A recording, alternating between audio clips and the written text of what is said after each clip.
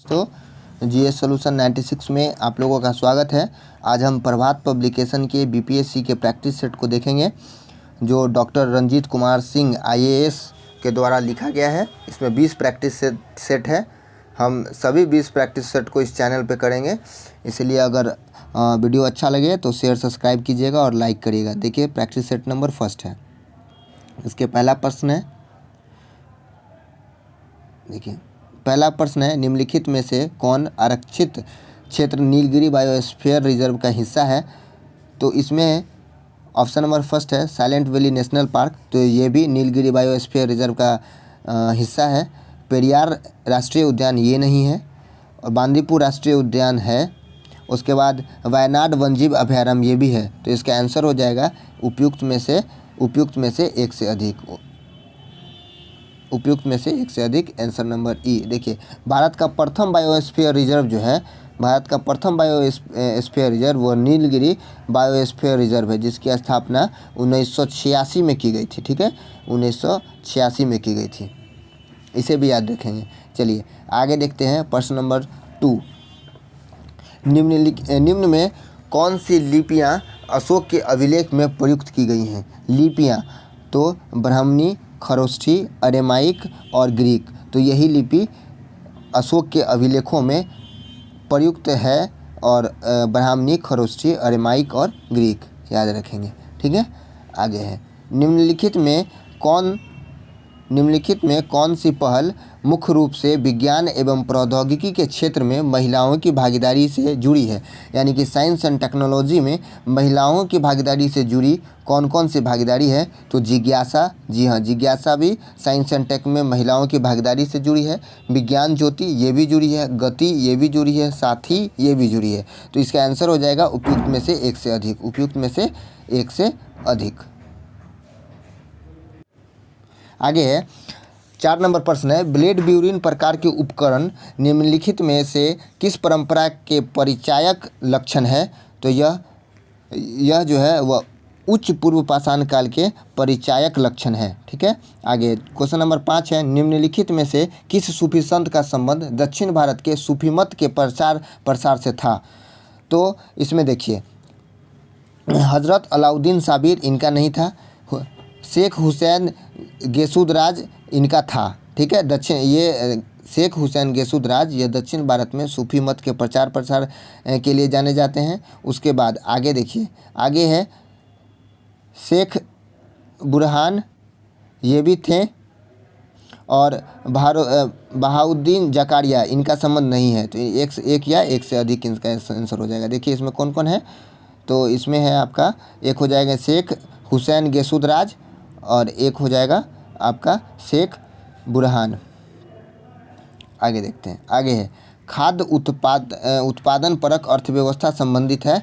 तो यह संबंधित है नवपाषाण काल से। ठीक है, नवपाषाण काल से आगे का प्रश्न है, प्रभासगिरी तीर्थ स्थल जैन धर्म का, बौद्ध धर्म का, हिंदू धर्म का, इस्लाम धर्म का किससे संबंधित है? तो प्रभासगिरी जो तीर्थ स्थल है यह उत्तर प्रदेश के कौशाम्बी जिला में स्थित है, कौशाम्बी जिला में है। इनका संबंध जैन धर्म से भी है और हिंदू धर्म से भी है, इसलिए इसका आंसर हो जाएगा उपयुक्त में से एक से अधिक। ठीक है,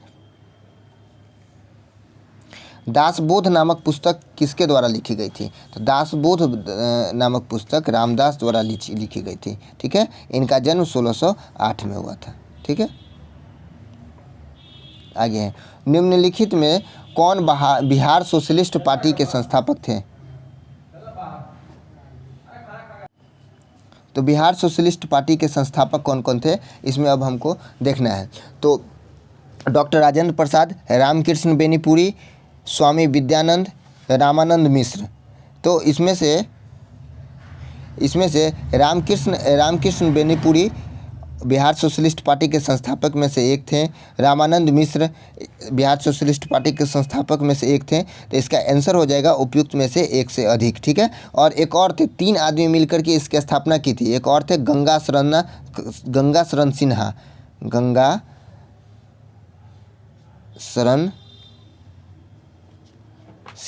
3 आदमी थे। रामकृष्ण बेनीपुरी 1, रामानंद मिश्र 2, गंगा शरण सिन्हा तीन आदमी थे जो बिहार सोशलिस्ट पार्टी की स्थापना की थी। कब? तो 1931 में। इसे भी याद रखें, कब किया गया था बिहार सोशलिस्ट पार्टी का स्थापना? 1931 में। आगे, निम्नलिखित में से कौन ग्रंथ ऐतिहासिक महत्व का नहीं है? तो ऐतिहासिक महत्व का ग्रंथ कालिदास के मल्लिकार्जुनामित्रम, ठीक है, देखिए, कालिदास का मालविकाग्निमित्रम, विशाखदत्त का मुद्रा राक्षस, बाणभट्ट की कादम्बरी, एक और ऑप्शन है कलहन की राजतरंगिणी। तो इसमें से जो हमारा बाणभट्ट का कादम्बरी है यह ऐतिहासिक ग्रंथ का संबंध नहीं है, ऐतिहासिक ग्रंथ का महत्व का नहीं है। प्रायः समाचारों में देखा जाने वाला शब्द स्फॉर्मिंग किसी से संबंधित नहीं है।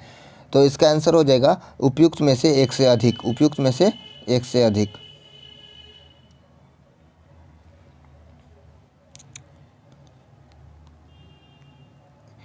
हिस्ट्री ऑफ ब्रिटिश इंडिया किसने लिखी है? History of British India James मिल द्वारा लिखी गई पुस्तक है।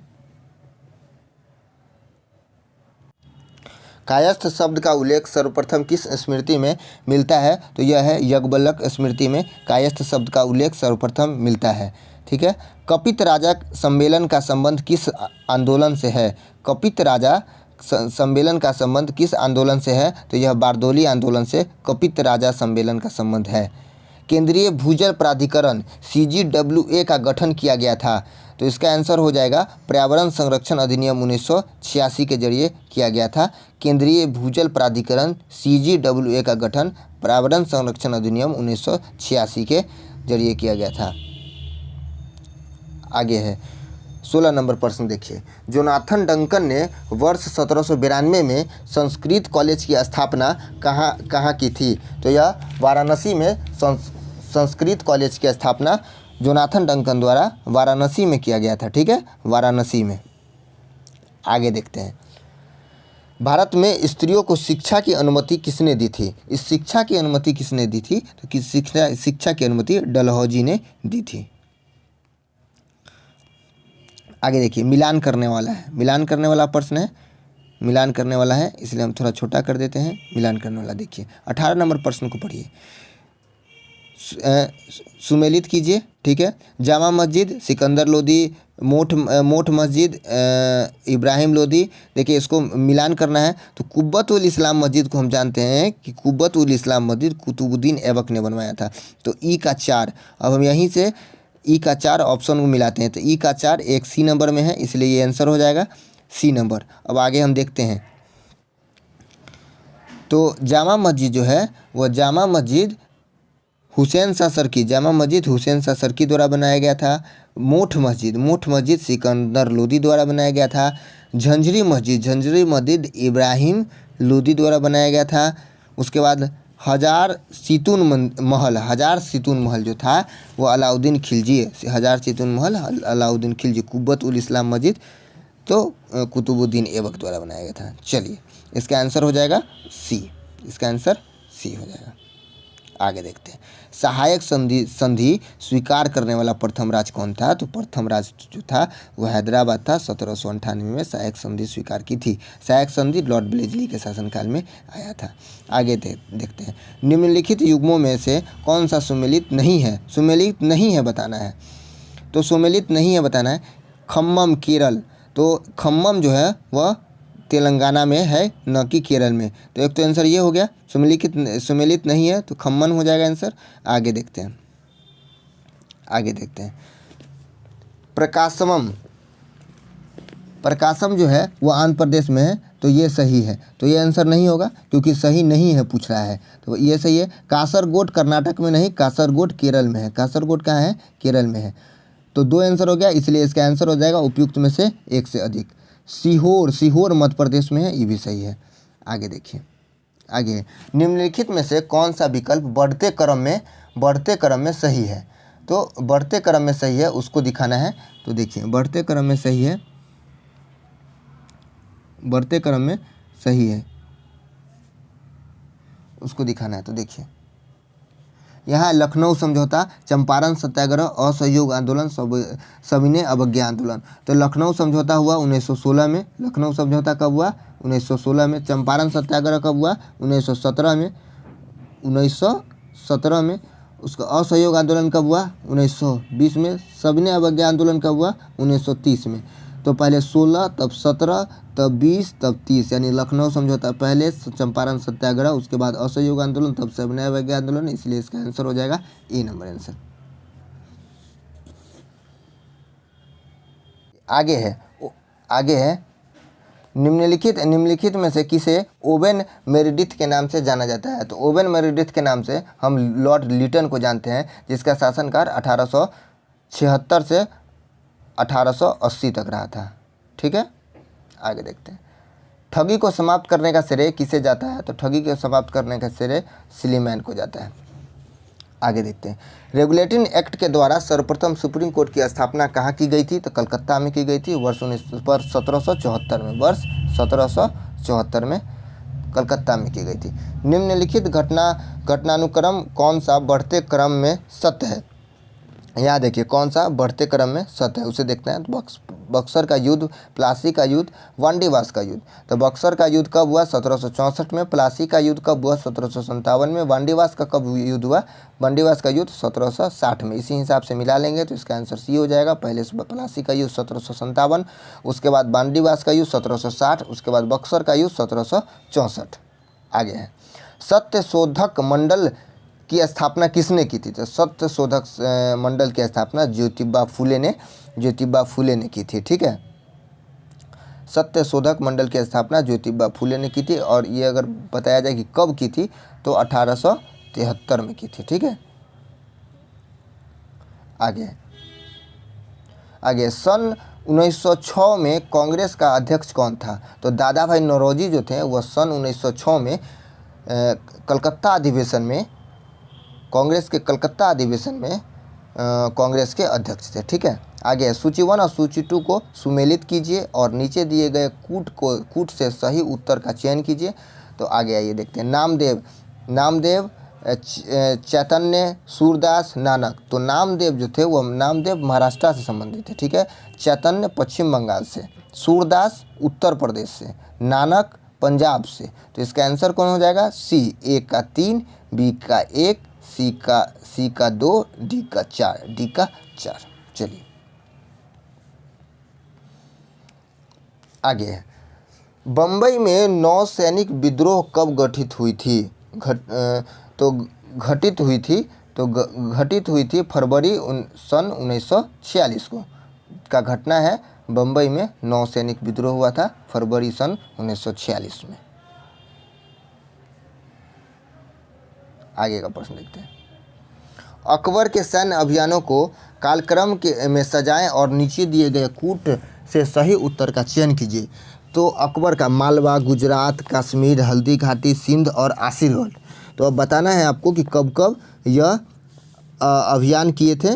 तो मालवा का अभियान अकबर ने सन 1561 में किया था। ठीक है, 1561 में मालवा, गुजरात 1572 में, उसके बाद कश्मीर में 1586, हल्दी घाटी 1576, आशीरगढ़ 1601। तो सबसे पहले कौन हुआ? सबसे पहले हुआ मालवा। मालवा के बाद हुआ गुजरात के बाद हो जाएगा हल्दी घाटी के बाद हो जाएगा कश्मीर। एक सिंध छूट गया जो 1595 में, सिंध 1595। तो पहले हो जाएगा मालवा 1501, मालवा 1561 है, 1561, मालवा 1561, गुजरात 1572, उसके बाद हो जाएगा गुजरात 1572, उसके बाद हो जाएगा हल्दी घाटी 1576, उसके बाद कश्मीर 1586, उसके बाद हो जाएगा सिंध 1595, उसके बाद 1601 आशीरगढ़। इसी तरह से इसका आंसर हो जाएगा ऑप्शन नंबर सी। ठीक है, आगे देखिए। सूची 1 को सूची 2 से सुमेलित कीजिए और सूची के नीचे दिए गए कूट का प्रयोग करते हुए सही उत्तर को चयन कीजिए। सूची 1 और सूची 2 है इस्पात उत्पादक और लौह अयस्क के स्रोत। ठीक है, तो भद्रावती जो है वह भद्रावती केमानगुंडी कहाँ है? कर्नाटक। ये सही है। भद्रावती लोयस का स्रोत भद्रावती का केमानगुंडी कर्नाटक में पड़ता है। भिलाई राजहरा से करता है। जमशेदपुर गुरु महीपानी से करता है। और कुल्टी आसनसोल गुवा से करता है। ठीक है, इस तरह इसका ऑप्शन नंबर हो जाएगा, इसका ऑप्शन हो जाएगा ए का। देखिए भद्रावती करता है, भद्रावती केमानगुंडी, तो एक। उसके बाद भिलाई, तो भिलाई करता है राजहरा, यानी बी का 4, तो बी का 4 यानी ए नंबर ऑप्शन दिख रहा है। ठीक है, आगे चलते हैं, इसको देख लेंगे। उसके बाद जमशेदपुर गुरु महीपानी, उसके बाद कुल्टी आसनसोल गुवा। ठीक है, देखिए 32 नंबर प्रश्न है, सूची 1 और को सूची 2 के साथ सुमेलित कीजिए और सूचियों के नीचे दिए गए कूट का प्रयोग करते हुए सही उत्तर का चयन कीजिए। सूची 1 सूची 2 है, फसल है, प्रमुख उत्पादक क्षेत्र है। तो नारियल का कहाँ होता है? नारियल होता है पपुआ न्यूगिनी। केला इक्वाडोर। मूंगफली सेनेगल।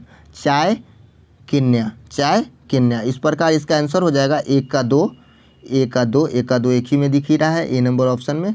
बी का 3 यानी कि केला का इक्वाडोर, मूंगफली का सेनेगल और चाय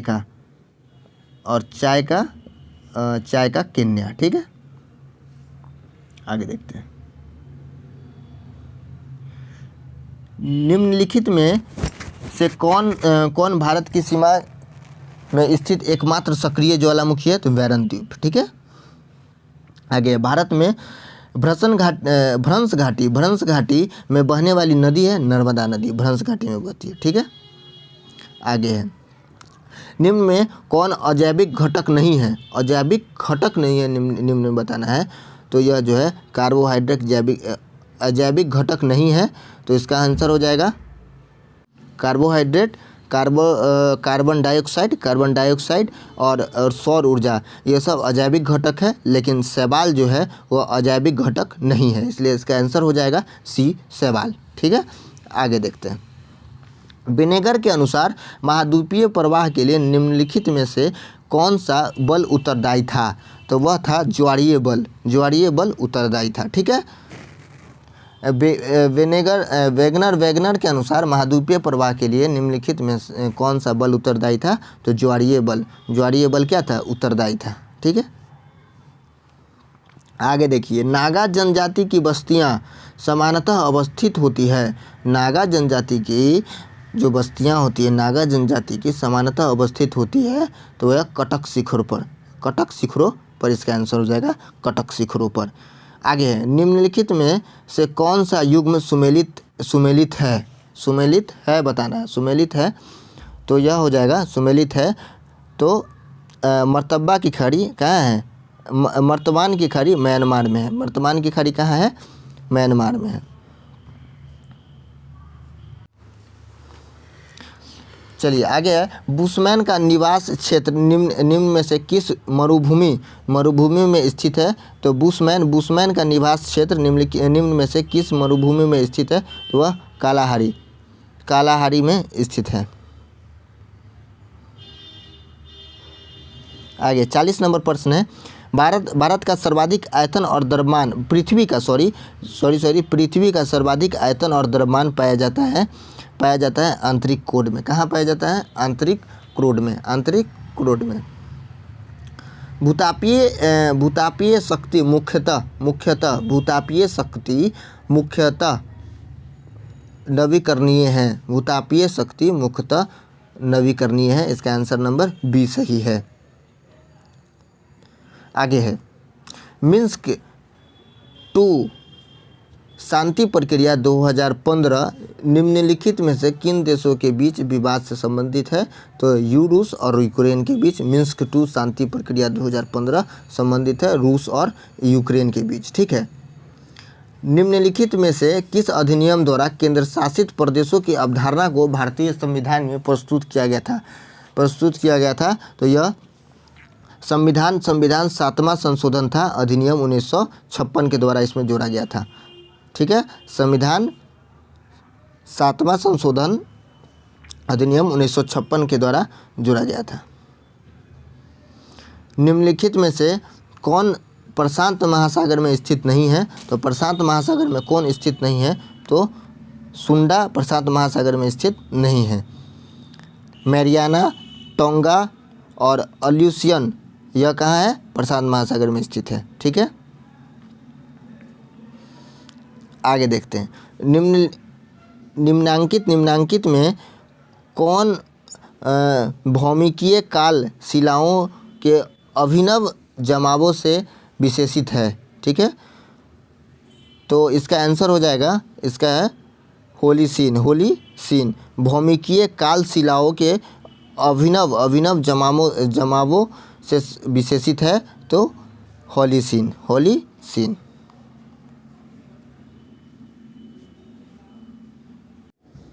आगे है येलोस्टोन नेशनल पार्क अवस्थित है। तो येलोस्टोन यूएसए में स्थित है, संयुक्त राज्य अमेरिका में स्थित है। ठीक है, धौलाधर और तथा पीर पंजाल की महत्वपूर्ण श्रेणियां अवस्थित है।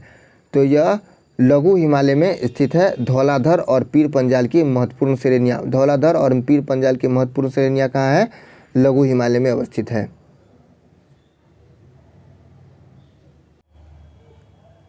चलिए 48 नंबर प्रश्न है, निम्नलिखित में से कौन एकेश्वरवाद संत थे? एकेश्वरवाद संत कौन कौन थे? तो इसमें हो जाएगा, इसका आंसर हो जाएगा क्या नाम है कि उपयुक्त में से एक से अधिक। ठीक है, आगे देखते हैं, क्योंकि इसमें से एक से अधिक जो थे वो एकेश्वरवाद से संबंधित थे। 47 का आंसर हो जाएगा सी, लघु हिमालय। ठीक है, भारत में कौन सी मिट्टी सर्वाधिक क्षेत्रों में फैली है? तो भारत में जलोढ़ मिट्टी सर्वाधिक क्षेत्रों में फैली है। जलोढ़ मिट्टी सर्वाधिक क्षेत्रों में फैली है। ठीक है, भारत में अरावली पर्वत का निर्माण हुआ था। अरावली पर्वत का निर्माण हुआ था कैलिडोनियन युग में। आगे है, अनुपातिक प्रतिनिधित्व प्रणाली की व्यवस्था से कोटा निम्न में से कौन सी संख्या होती है? तो कोटा कौन सी संख्या होती है? तो कोटा जो होती है वह होती है जितने मत एक सदस्य को निर्वाचित घोषित करने के लिए आवश्यक है। इसका आंसर बी हो जाएगा। आगे है, भारत में बलविहीन प्रजातांत्रिक की अवधारणा, भारत में दलविहीन है, यहाँ पर दलविहीन प्रजातांत्रिक की अवधारणा का प्रतिपादक था तो जयप्रकाश नारायण थे। ठीक है, निम्न में से किसे दबाव समूह माना जा सकता है? तो दबाव समूह भारतीय राष्ट्रीय श्रमिक कांग्रेस को दबाव समूह माना जा सकता है। संवैधानिक शासन व्यवस्था, आगे देखिए, आगे का प्रश्न है संवैधानिक शासन व्यवस्था। संवैधानिक शासन व्यवस्था का अर्थ है कि राजा के शासन पर आधारित शासन। संवैधानिक शासन का अर्थ होता है राजा के शासन पर आधारित शासन। निम्नलिखित में से कौन सा संसदीय शासन प्रणाली का अभिच्छेदमन तत्व है? तो यह हो जाएगा कार्यपालिका विधायिका का विलय संसदीय प्रणाली का अभिच्छेदमन तत्व है। इसका आंसर बी हो जाएगा। ठीक है, आगे देखते हैं। आगे है, संसदीय सरकार में मंत्रिमंडलीय उत्तरदायित्व की आड़ में नौकरशाही पनपती है। संसदीय सरकार में मंत्रिमंडलीय उत्तरदायित्व की आड़ में नौकरशाही पनपती है। यह कथन किसका है? तो यह कथन रैमजे मेयर का है। उसके बाद केंद्र में अंतरिम सरकार की स्थापना हुई थी। Cabinet mission, option number C हो जाएगा सही। ऑप्शन नंबर सी है कैबिनेट मिशन आने के बाद। चलिए आगे देखते हैं। आगे है, निम्नलिखित में से कौन से दल का प्रतिनिधित्व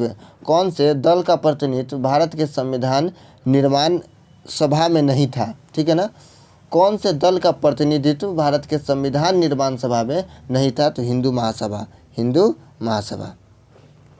आगे का प्रश्न देखिए, 59 नंबर प्रश्न है।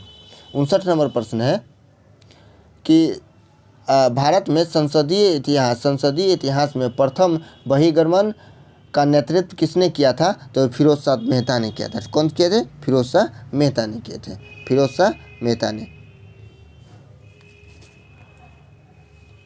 आगे का प्रश्न है 60 नंबर प्रश्न। देखिए 60 नंबर प्रश्न क्या कहते हैं कि भारतीय संविधान में किस शोधन द्वारा आंतरिक अशांति शब्द के स्थान पर सशस्त्र विद्रोह शब्द को जोड़ा गया? सशस्त्र विद्रोह शब्द को 44वां संविधान संशोधन करके जोड़ा गया।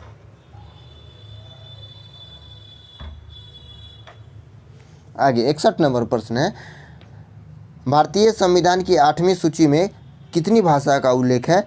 तो यह ई नंबर हो जाएगा, उपयुक्त में से कोई नहीं, क्योंकि 22 भाषा का उल्लेख है। 62 नंबर है भारत के प्रधानमंत्री होते हैं, भारत के प्रधानमंत्री नियुक्त किए जाते हैं। ठीक है, भारत के प्रधानमंत्री नियुक्त किए जाते हैं। निम्नलिखित में से कौन औद्योगिक अवस्था का तत्कालिक संकेत नहीं है? तो यह हो जाएगा औद्योगिक अवस्था का तत्कालिक संकेत नहीं है, तो लाभ में कमी, ए नंबर आंसर हो जाएगा। उसके बाद है स्वर्ण। उसके बाद 64 नंबर प्रश्न देखिए गोल्डन बुलियन 64 नंबर प्रश्न है।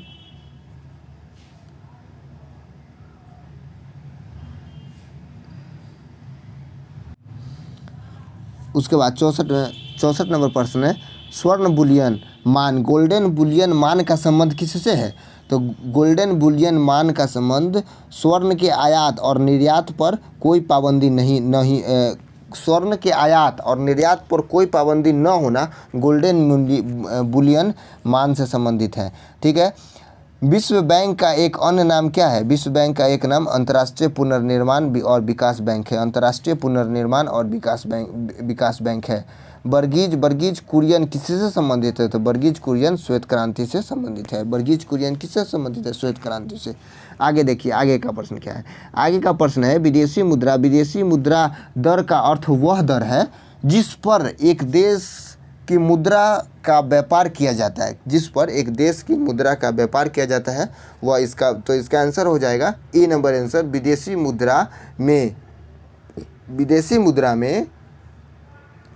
विदेशी मुद्रा बाजार में किसी अन्य देशों की मुद्रा के लिए। ठीक है,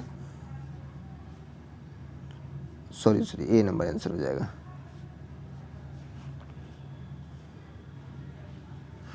विदेशी मुद्रा दर का अर्थ वह दर है जिस पर एक देश की मुद्रा का व्यापार किया जाता है विदेशी मुद्रा बाजार में किसी अन्य देश की मुद्रा के लिए।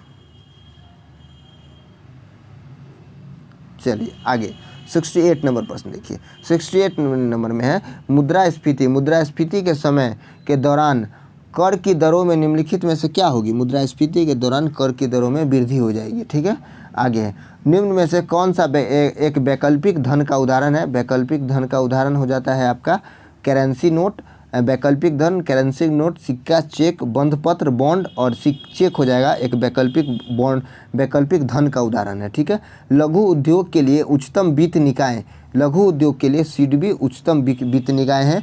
सिडबी क्या नाम है कि उच्चतम वित्त निकाय है सिडबी, जिसकी स्थापना 1990 में की गई थी। भारतीय औद्योगिक विकास बैंक की स्थापना कब की गई थी? तो भारतीय औद्योगिक विकास बैंक की स्थापना जुलाई 1964, जुलाई में डेट भी अगर याद रखना है तो 1 जुलाई ऐड कर लेंगे। 1 जुलाई 1964 को भारतीय ए नंबर आंसर हो जाएगा। जुलाई 1964 को औद्योगिक विकास बैंक की स्थापना की गई थी। भारतीय स्टॉक बाजार का विनियमन और पर्यवेक्षण किसके द्वारा किया जाता है? तो स्टॉक एक्सचेंज का सेबी के द्वारा विनियमन एवं पर्यवेक्षण किया जाता है। आगे है तापगति का प्रथम नियम सामान्यतः किससे संबंध मामला है? तापगति का प्रथम नियम सामान्यतः किससे संबंध मामला है? तो यह हो जाएगा ऊर्जा संरक्षण के नियम। Answer number D. प्लांक नियतांक की यूनिट इकाई है। ठीक है, जूल सेकेंड। ठीक है, प्लांक नियतांक की यूनिट इकाई है जो जूल सेकेंड। 75 नंबर देखिए। 75 नंबर है 75 नंबर प्रश्न है, एक श्वेत और चिकनी सतह कैसी होती है? एक श्वेत और चिकनी सतह कैसी होती है? तो इसका आंसर हो जाएगा ताप की खराब अवशोषक और अच्छा परावर्तक। ताप का खराब अवशोषक और अच्छा परावर्तक, ठीक है।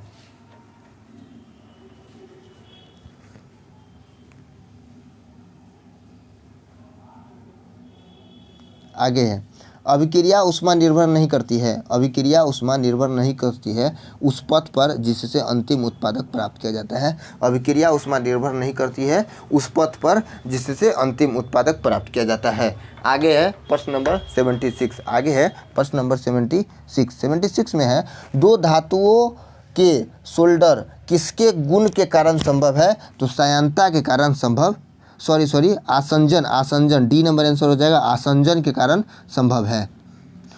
जब किसी पाषाण खंड को पानी में डुबोया जाता है, मान के चले जब कोई खंड को पानी में डुबाया जाता है तो वह समान में पानी को विस्थापित कर देता है, तो वह इसका आंसर हो जाएगा आयतन।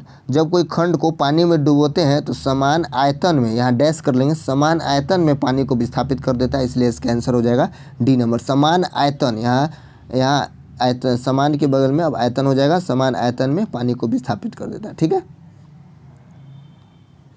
आगे डी नंबर है, निम्नलिखित में से अधिक जलन किससे पैदा होती है? निम्नलिखित में से अधिक जलन किससे पैदा होती है? तो भाप से, गुप्त ऊष्मा। पदार्थ में परमाणु किसने प्रतिपादित किया था? तो परमाणु को डाल्टन ने प्रतिपादित किया था। Answer number B. कौन से दो आधारभूत बल को न्यूट्रॉनों के बीच आकर्षक बल उपलब्ध करा सकते हैं? कौन से दो आधारभूत बल को न्यूट्रॉनों के बीच आकर्षक बल उपलब्ध करा सकते हैं? कि वह गुरुत्वीय और नाभिकीय बल उपलब्ध कराया जा सकता है।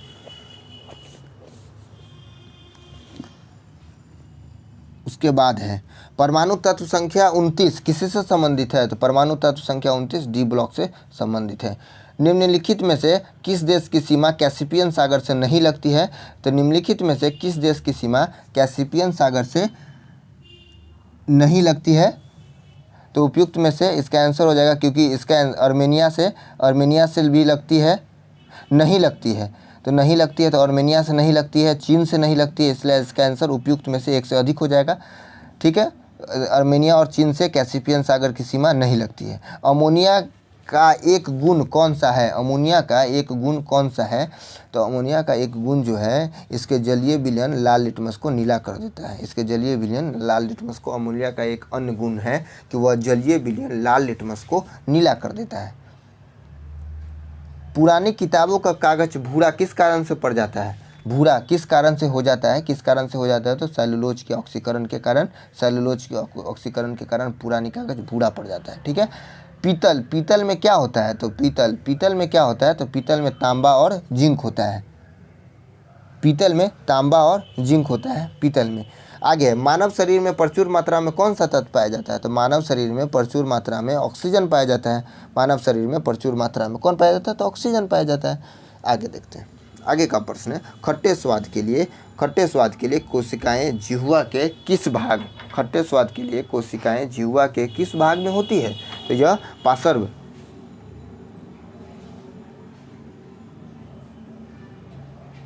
पार्श्व भाग में होती है।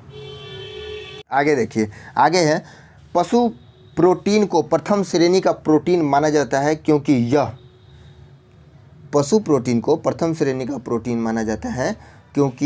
यह यह अनिवार्य एमिनो एसिड में भरपूर होता है, अनिवार्य एमिनो एसिड में भरपूर होता है।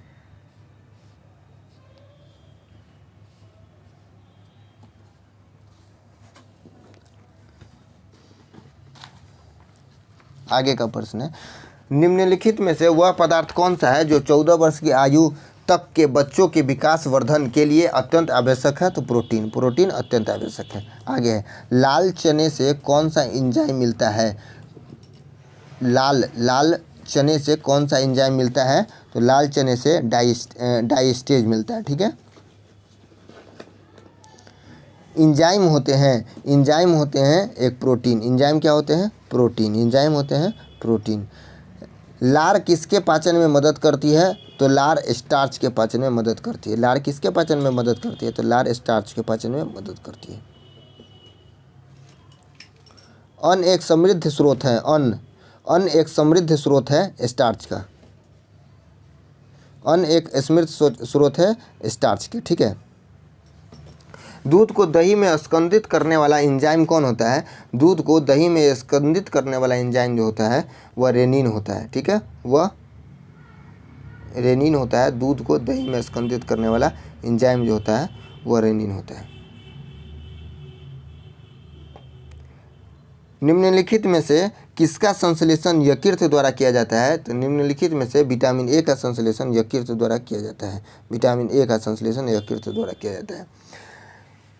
97 नंबर प्रश्न है, भारत में सबसे पुराना गिरजाघर सेंट थॉमस चर्च किस राज्य में स्थित है? सेंट थॉमस चर्च जो है भारत का सबसे बड़ा पुराना गिरजाघर सेंट थॉमस चर्च किस राज्य में अवस्थित है? तो यह जो है केरल राज्य में अवस्थित है। पटना जिले की सीमा किसके साथ साझा नहीं करती है? तो पटना जिले की जो सीमा है वह अरवल और शेखपुरा के साथ साझा करती है। अरवल के साथ भी साझा करती है, शेखपुरा के साथ भी साझा करती है।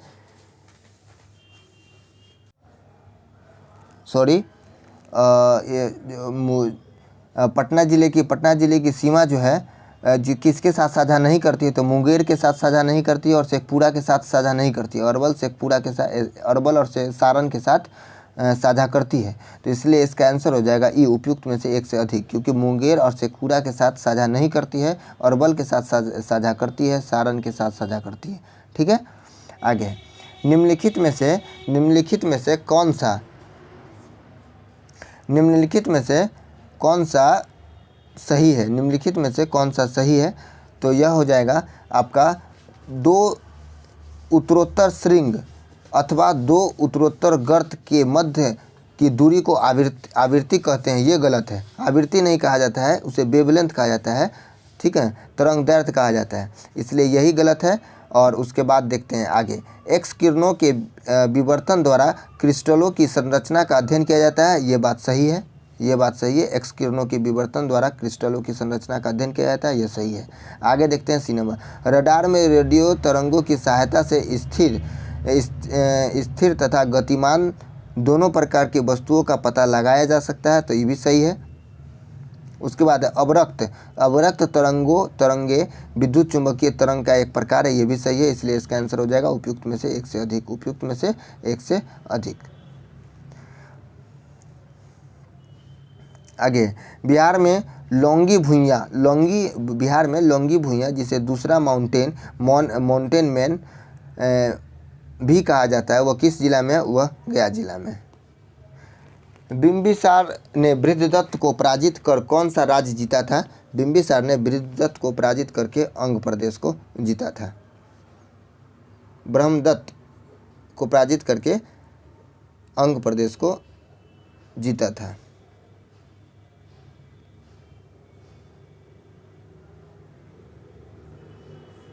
उसके बाद है, मौखरी शासक ने किसे परास्त कर मगध के अधिकांश भाग को जीत लिया? मौखरी शासक ने किसे परास्त कर मगध के अधिकांश भाग को जीत लिया था? तो यह दामोदर गुप्त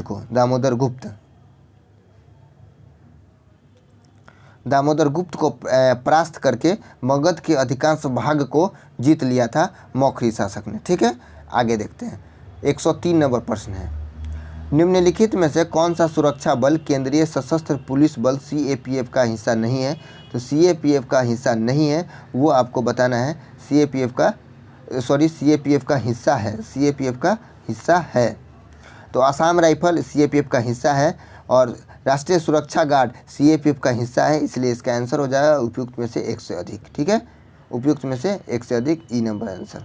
आगे, बिहार में कर्नाट वंश के शासक हरि सिंह देव को पराजित करने वाला सुल्तान कौन था? बिहार के कर्नाट वंश के शासक हरि सिंह देव को पराजित करने वाला सुल्तान कौन था? तो वह था Ghiyasuddin Tughlaq. Ghiyasuddin Tughlaq B number answer हो जाएगा। ठीक है। पल्लव नरेश नंदी वर्मन द्वितीय के विषय में निम्नलिखित में से कौन सा कथन सत्य है? तो पल्लव नरेश नंदी वर्मन द्वितीय के विषय में जो कहा जाता है वो कौन सा कथन सही है? तो नंदी वर्मन तृतीय के काल में कला एवं साहित्य में उन्नति हुई, ये बात सही है। कला एवं साहित्य में उन्नति हुई। कांची में मुक्तेश्वर मंदिर का निर्माण कौन करवाया था? पल्लव नरेश नंदी वर्मन तृतीय ने, ये भी सही है। बैकुंठ पेरुमाल मंदिर का निर्माण कौन करवाया था? पल्लव नरेश नंदी वर्मन तृतीय, ये भी सही है। इसके दरबार में पेरू देवनार थे, ये गलत है। ठीक है, इसलिए इसका आंसर हो जाएगा उपयुक्त में से एक से अधिक, क्योंकि ए बी सी सही है। ए बी सी सही होने के कारण इसका आंसर हो जाएगा उपयुक्त में से एक से अधिक। बिहार के क्षेत्र में सर्वप्रथम कौन आए? बिहार में सबसे पहले कौन आए? तो बिहार में सबसे पहले पुर्तगाल आए। बिहार में सबसे पहले कौन आए? पुर्तगाल आए। 1763 में पटना स्थित अंग्रेज की फैक्ट्री पर किसने अधिकार कर लिया था? पटना स्थित अंग्रेज की फैक्ट्री पर 1763 में कौन अधिकार कर लिया था? तो नवाब मीर जाफर ने अधिकार कर लिया था। बिहार का एक पृथक प्रांत के रूप में गठन कब हुआ? बिहार का एक पृथक प्रांत के रूप में गठन कब हुआ? तो 1912 ईस्वी में बिहार का एक पृथक प्रांत के रूप में गठन कब हुआ था? तो 1912 में हुआ था। भारत के संविधान में पहला संशोधन किस राज्य के कारण हुआ था? तो पहला संशोधन बिहार राज्य के कारण हुआ था। ये महत्वपूर्ण प्रश्न है। पहला संशोधन किस राज्य के कारण हुआ था? तो बिहार के कारण हुआ था।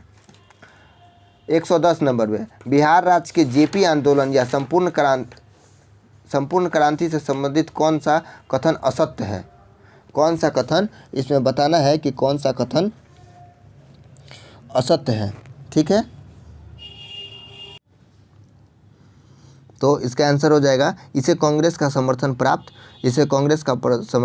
था। ये गलत बात है। संपूर्ण क्रांति और जयप्रकाश नारायण जेपी आंदोलन को कांग्रेस का समर्थन प्राप्त नहीं था। तो इसमें से डी नंबर गलत हो जाएगा। डी नंबर गलत हो जाएगा। सही कौन कौन है, समर्थन किनका प्राप्त था उसे भी एक बार देख लीजिए। इसका आंसर लेकिन डी हो जाएगा। ठीक है, आगे देखते हैं। जयप्रकाश नारायण ने इस आंदोलन का नेतृत्व अपने हाथ में इस शर्त पर लिया कि आंदोलन शांतिपूर्ण होगा। सही बात है। बिहार के वर्तमान नेता लालू प्रसाद यादव, नीतीश कुमार, रविशंकर प्रसाद, सुशील कुमार मोदी इस आंदोलन से संबंधित थे। सही बात है। यह आंदोलन सन 1975 में इमरजेंसी लगाने के कारण में हुई थी। लगने के कारण में एक था। ठीक है, आगे शंकरपुर नामक जगह पर टेलीकॉम स्टेटाइट सोपस्टोन खनिज पाया जाता है। यह बिहार के किस जिले में स्थित है? तो यह बिहार के मुंगेर जिले में स्थित है। बिहार के मुंगेर जिला में स्थित है शंकरपुर नामक जगह, जहाँ पर टेलीकॉम स्टेटाइट और सोपस्टोन खनिज पाया जाता है। वह कहाँ है? बिहार के मुंगेर जिला में स्थित है। बिहार के सारण प्रमंडल में जिलों की सही संख्या कितनी है? तो बिहार में सारण प्रमंडल में 3 है। ठीक है, 3 जिलों की संख्या है। कौन कौन है? तो एक गोपालगंज आ जाता है, एक सिवान आ जाता है, एक सारण आ जाता है। 3 ही है मात्र। उसके बाद बिहार सरकार हर साल 23 अप्रैल को विजय दिवस के रूप में किस महान शहीद को श्रद्धांजलि अर्पित करने के लिए मनाती है? तो कुंवर सिंह। ठीक है, कुंवर सिंह के लिए मनाती है। ए नंबर आंसर हो जाएगा। ए नंबर कुंवर सिंह।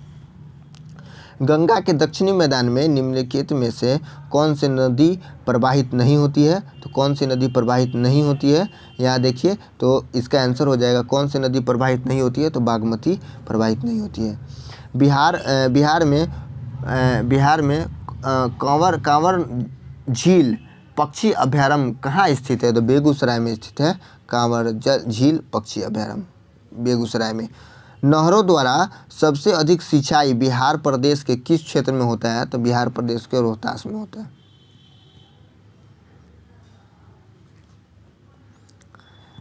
भारत का सर्वाधिक लीची उत्पादक एवं उत्पादन वाला भारत का सर्वाधिक लीची उत्पादकता एवं उत्पादन वाला राज्य कौन है? वह बिहार है। पूरे भारत का अकेले 71% लीची का उत्पादन बिहार में होता है। लीची का उत्पादन कहाँ होता है? बिहार में होता है। चलिए, बिहार में रेशम उत्पादन से संबंधित तसर और रेशम की इकाई कहाँ स्थित है? तसर और रेशम की इकाई जो है वो भागलपुर में स्थित है। 119 नंबर है, निम्नलिखित में से कौन सही सुमेलित है? तो सही सुमेलित कौन कौन है? तो सही सुमेलित हो जाएगा इसमें से आपका सही सुमेलित हो जाएगा, एक से अधिक हो जाएगा, क्योंकि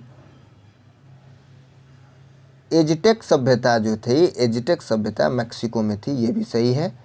माया सभ्यता ब्राज़ील में नहीं थी, माया सभ्यता मैक्सिको में थी। मैक्सिको, माया सभ्यता कहाँ थी? मैक्सिको। उसके बाद फारसी सभ्यता ईरान में थी, ये भी सही है। इंकान सभ्यता इक्वाडोर में थी, ये भी सही है। ठीक है, इसलिए इसका आंसर उपयुक्त में से एक से अधिक ई नंबर आंसर हो जाएगा।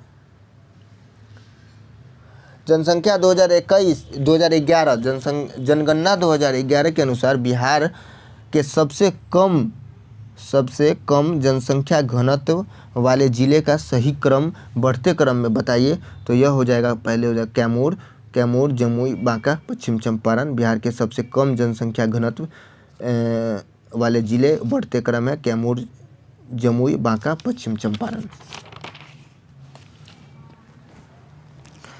उसके बाद देखते हैं, उसके बाद है प्रश्न संख्या 121। प्रश्न संख्या 121,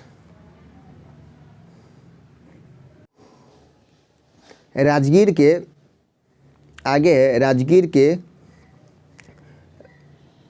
गृहकूट पर्वत पर मगध के किस शासक को भगवान बुद्ध ने बौद्ध धर्म में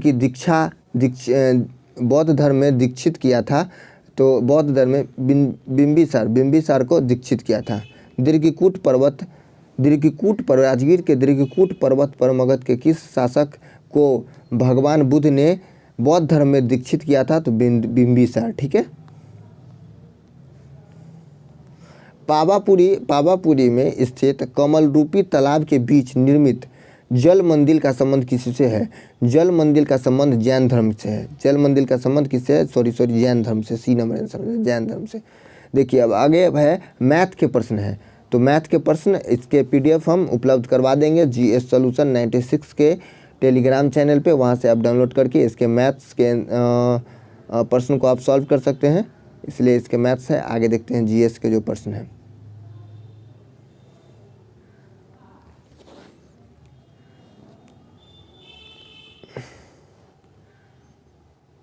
ठीक है,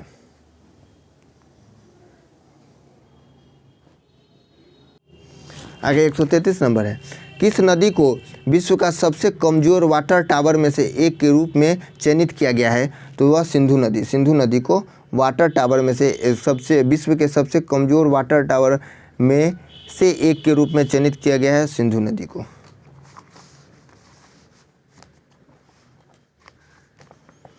चलिए, भारत में सैटेलाइट फ़ोन का इस्तेमाल करने वाला पहला राष्ट्रीय उद्यान कौन है? तो सैटेलाइट फ़ोन का इस्तेमाल करने वाला पहला राष्ट्रीय उद्यान काजीरंगा नेशनल पार्क असम है। काजीरंगा नेशनल पार्क असम है।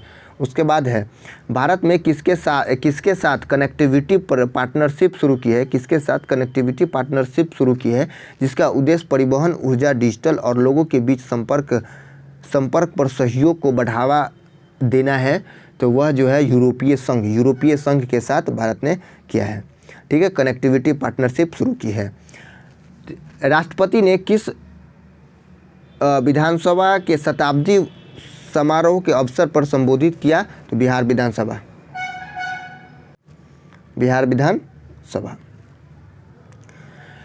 कौन सा देश नैनो यूरिया का वाणिज्यिक उत्पादन करने वाला दुनिया का पहला देश बन गया है? तो भारत क्या बना है? नैनो यूरिया वाणिज्यिक उत्पादन करने वाला दुनिया का पहला देश बन गया है।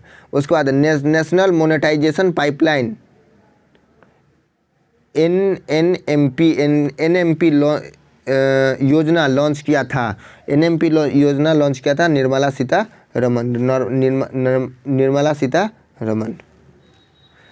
निम्नलिखित में से किस महत्वपूर्ण अंतर्राष्ट्रीय संस्था ने हाल ही में भारत को अपने पूर्वकालिक सदस्य बनने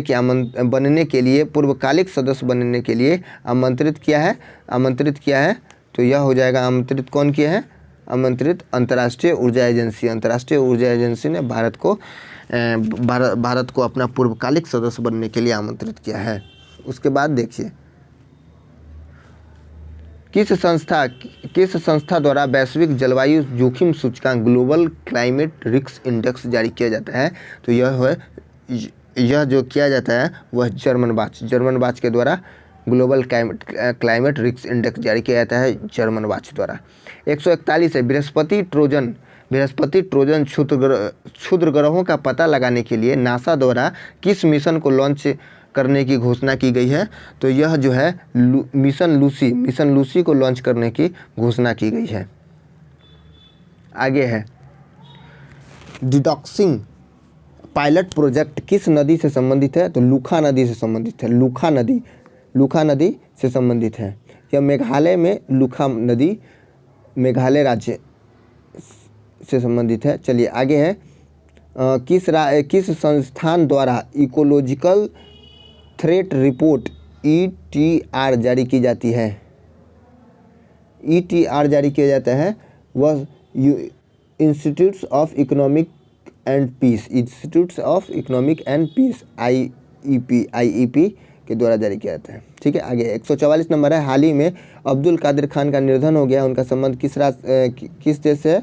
तो वह पाकिस्तान के परमाणु वैज्ञानिक थे। चलिए आगे निम्नलिखित में से किस नेशनल पार्क का नाम बदलकर रामगंगा राष्ट्रीय उद्यान करने का प्रस्ताव किया गया है?